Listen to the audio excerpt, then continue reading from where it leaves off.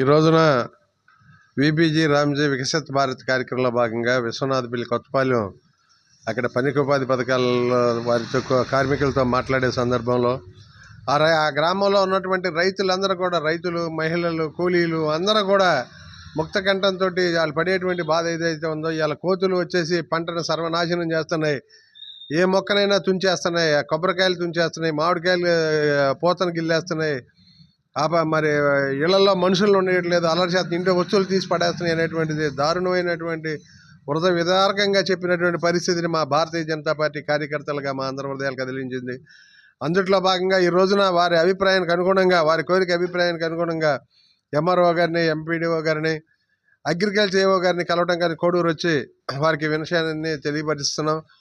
ఇది రానున్నటువంటి రోజుల్లో ఈ కోతుల సమస్యలు అరికట్టడం కోసం అందరూ కూడా సమిష్టిగా పనిచేయాల్సిన అవసరం ఉంది. అది కోతులు అనేటటువంటి చిన్న సమస్య కాదు, చాలా తీరినటువంటి ఆర్థిక అంశాలను ఇబ్బంది పెట్టేటువంటి పరిస్థితి, కుటుంబంలో పిల్లలు కూడా ఉండలేనటువంటి పరిస్థితి ఉన్నటువంటి పరిస్థితిని మనం చూస్తున్నాం. కాబట్టి తక్షణమే ఆ కోతుల్ని సమస్యని పరిష్కరించాలని అధికారుల దృష్టికి తీసుకెళ్లే ప్రయత్నం కూడా చేస్తున్నాం పై అధికారులకి.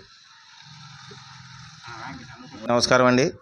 ఈరోజు కొత్తపాలెం గ్రామంలో విబిజి రామ్జీ వికసిత్ భారత్ 2047 స్కీమ్లో భాగంగా ఉపాధి హామీ పథకం కూలీలను కలిసి ఈ స్కీమ్ గురించి వివరించడం జరిగింది.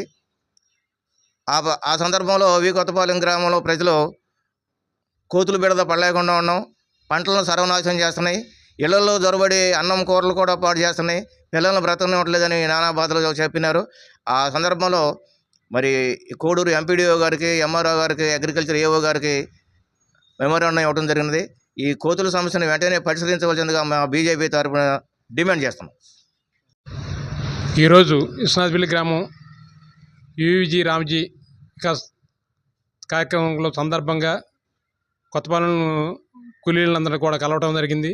వాళ్ళందరూ కూడా ఏకకంఠంతో ఈ కోతులు బెడత మమ్మల్ని నివారించేటట్టు చేయండి అని అనడంతో మేమంతా కూడా జీవి నాగరాజు గారు, రామకృష్ణ గారు, సత్యనారాయణ, నాగబాబు, మన భూ సుబ్రహ్మణ్యం గారు మేమంతా కూడా ఈ ఎంఆర్ఓ గారికి, ఎంపీడీఓ గారికి వీళ్ళందరూ కూడా ఎంత పత్రం ఇవ్వటం జరిగింది.